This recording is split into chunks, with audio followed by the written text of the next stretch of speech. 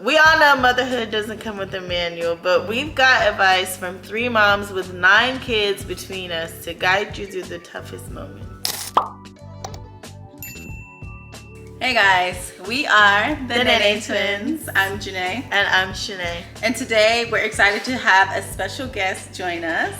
Our mother! Come on in. So between the 3 of us, we raised 9 kids and we learned a lot along the way. Pause. If you haven't already, check out our latest episode on how to balance work and mom life like a pro, where we share tips on balancing the chaos of being both a mom and a working woman. You don't want to miss it, so go ahead and click that link in our bio right now and then come back over here and look at this video. Before we dive in, we want to tell you about something special that we've created just for you. If you're a mom looking for fun and educational activities to keep your little ones active, check out our children's dance ebook, Little Movers. It's packed with interactive dance activities designed to help your kids move, groove, and develop healthy habits. Whether you're a new mom or having a growing family, this ebook is a perfect way to get your children up and active. So visit our website and download your copy today. All right, now that you've got the perfect tool to keep your little ones busy, let's talk about what really matters. Getting through those early years of motherhood, whether you're raising 1 child or 5, there are lessons every mom can learn. So let's dive into some of the best advice from 3 different perspectives. So starting with a mom of 5, what advice do you have for new mothers? The first thing I have is you start your day off with the Lord. That's the first thing. If you invite the Holy Spirit in your life in the morning, when your eyes wake, when God opens your eyes, you have to say hello and invite him in. Once he's in, once he's in, then he could direct your steps throughout the day. Mm-hmm. And I am right now here with my daughter, because she has 3 children, and her 3 kids, we got to get organized here. So that is my take. If you organize your day, basically your week, that's why I'm here doing her week by week?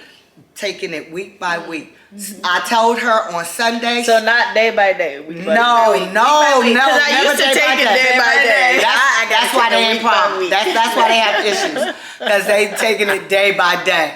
We take it week by week. I tell her on Sundays, you gas up your car, you pull out the kids. Everything ready for the week. You pull out all their clothes for the whole week, what they're wearing. You iron all their clothes for the whole week. You hang it up. So in the morning, all you have to do is worry about fixing them breakfast in the morning. And sometimes you can have their lunch. You pack their lunch on Sunday night. You know, and even you can pack lunch for a couple of days. Meal prep. Mm-hmm. Meal prep for a few days. You can have, because my daughter has 3 kids that she has to get out every day by 8:30, 9 o'clock. So yes, it's rough. But I'm here to let her know that her week should be stressless. It's not going to be stressful. So we're here helping her and showing her what to do on Sunday for the week. So tip number 1, take it week by week, not day by day. Start with God. Organization. That's great advice.Moving on. That was great. Good job, Mom. Yeah. Great advice. Well, I do want to add one more thing. No, I do want to. No, because it's for new mothers or whatever. Yeah. I just want to add one more thing is that we all do want to take care of our own selves also. But so what I feel that we should always wake up an hour earlier than our children.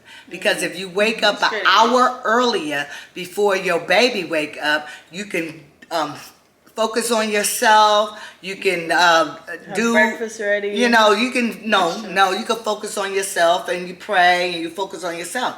And then you know what you're doing throughout the day. But I'm saying, shouldn't breakfast be ready by the time they wake breakfast up? could be ready too. No, breakfast could be ready. Yeah. But that's what I'm saying. There's always So you want me to wake up at 6 a.m.? Yes, I do. Ooh. I wake up that early every day, and I'm on the Bible line at 6:45 every morning. So, as a mom of 3, one of my biggest challenges is making sure each child feels equally loved and supported. So, what I do is I take into consideration that each child is unique and they have different needs. So, for my oldest child, I feel like my husband always wants to make sure that NJ is acting as a role model and as such, because he has a lot of pressure on him. Yeah, but basically, like, if you're the oldest child, then you always want to be like a step under from like your father or your mother. So that is basically the next person the kids look to, like if their parents. That's a lot of responsibility he holds. I just want to say this one thing. That is too much responsibility on a child. Your first child, you were basically training them to take care of your kids. They ain't even kids. But I think that's like the natural thing to do. Like I feel like parents naturally do that. We don't like look at it like, oh, you're gonna do this for me. Like it's just naturally like. You need to be natural. You're responsible for your siblings when I'm not here. No, he's 5.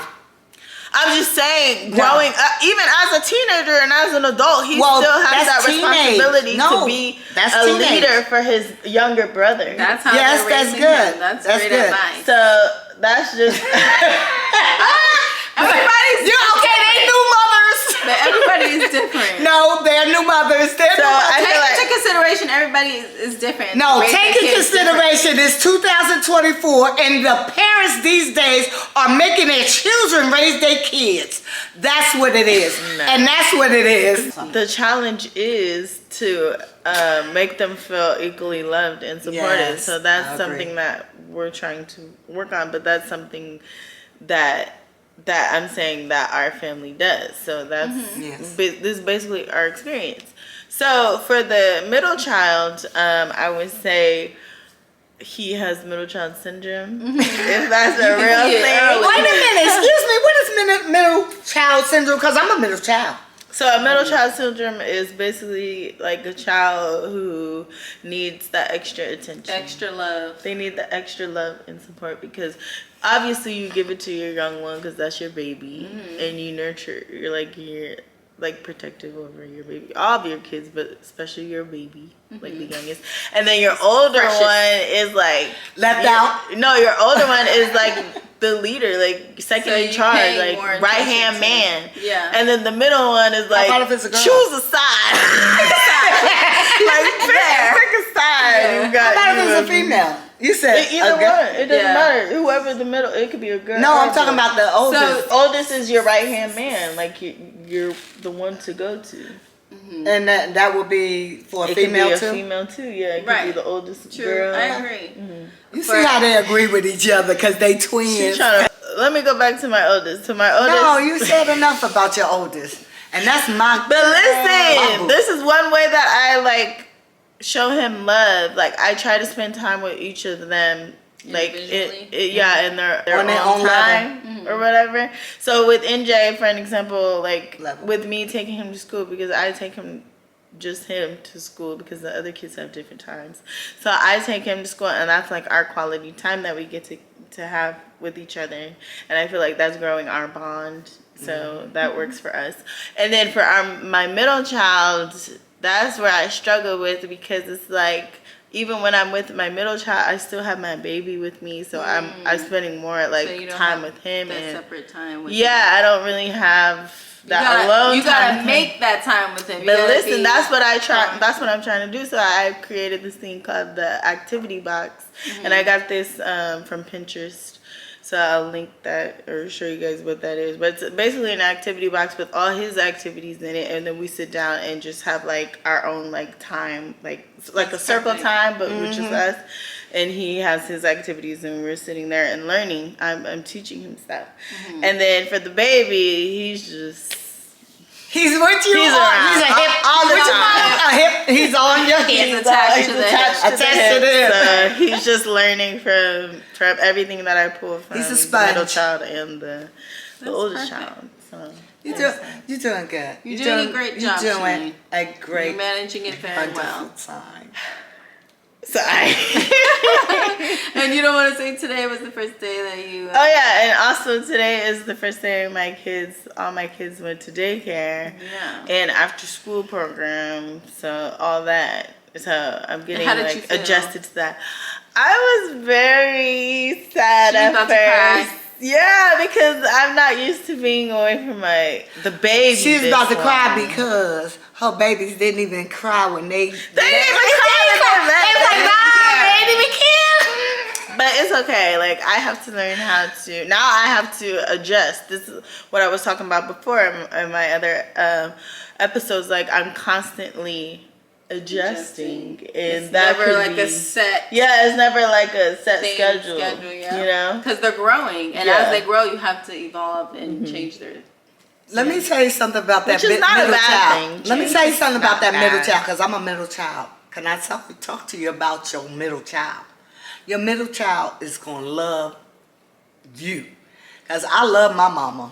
I mean, I love my daddy too, don't get me wrong, but my mama, I did everything with her. Cooking with her, laying in the bed with her. I She used to showed lay in the that bed. extra support. She showed that extra Yeah, love. with that middle child. Because that And middle child do seem to be neglected at times or another. But I feel like we're gonna be really close because our birthdays is the They- pretty around much the the same time. You guys day. are The day Libras. right The after same each birthday, other. pretty Yeah, you much. guys are Libras. So we're Libras and One we day. can connect on that level. So yeah. Yeah. We'll be good. Yeah, we'll It's- be good. That middle child. But is I gonna still love want to make it even because I don't like odd numbers. So I'm gonna make Next. it even soon. Man, she better not have no other child. I'm telling you Okay. right now. No. Let's move on. So moving on to a mother of one. Being a first-time mom was with just one child. I found that postpartum depression is like real. So I would advise self-care.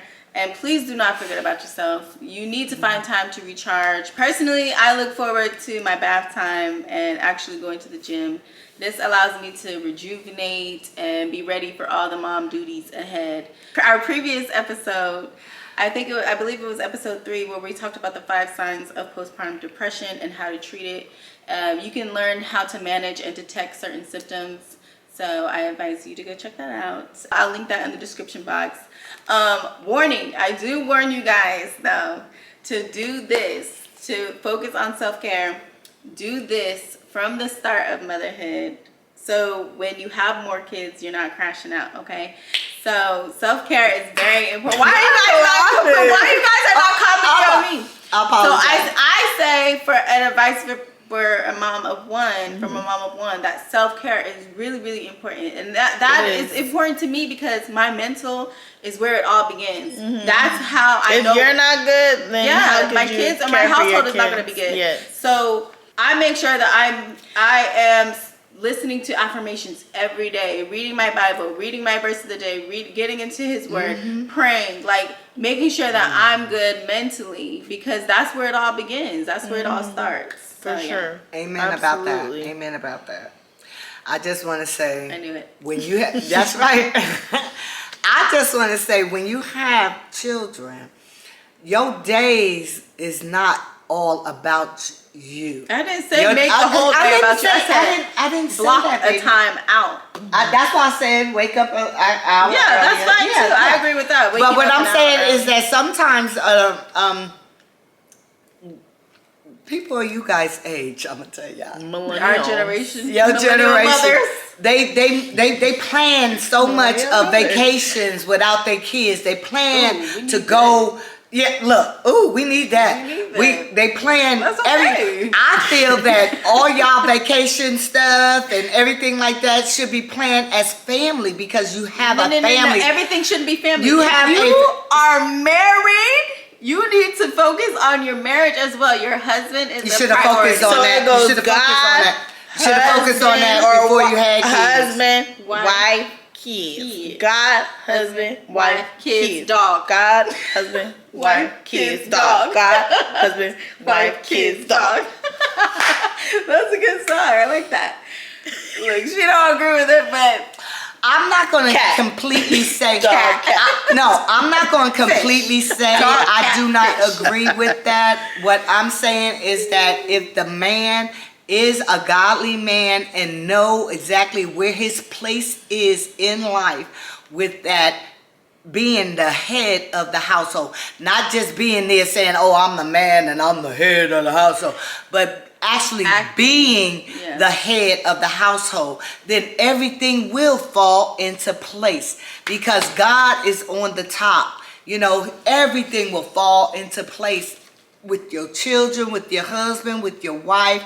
Everything should fall into place, but you got to have God in your life. God first. God first. Hallelujah. Hallelujah. Thank you guys for joining us on this episode of Millennial Mothers. Remember, every motherhood journey is unique, but learning from different mothers can make a world of difference. So we hope you guys learned something from this video, and we hope you guys enjoyed this video. And don't forget to like, comment, and subscribe for more real, relatable mom content. Until next time, keep fueling your family with love and laughter and God. But God's first. Okay. All right, and we'll see you guys in our next episode. Bye. Bye. Oh, wait. I want to say thank you to our special guest. Shout out to our mom. Thank you. You're welcome. You were our first guest ever on our series. Yeah. That's super exciting. It's only right. This is Millennial Mothers. It's only right that we have you our on mother as a guest. Yeah, so we appreciate you. And then next, maybe we can on. have our mother-in-laws. Oh! That's true. I would love that. But yeah, okay. That was nice. That's all I wanted to say. Get on out of here. We'll see you guys. Bye. If you enjoyed that video, then you'll love this one right here. We've got plenty more real talk and mom life moments to share. Whether you're looking for tips, advice, or just need a reminder that you're not in this alone, Millennial Mothers is here for you. So don't forget to subscribe and hit that bell so you'll never miss out on the latest episodes.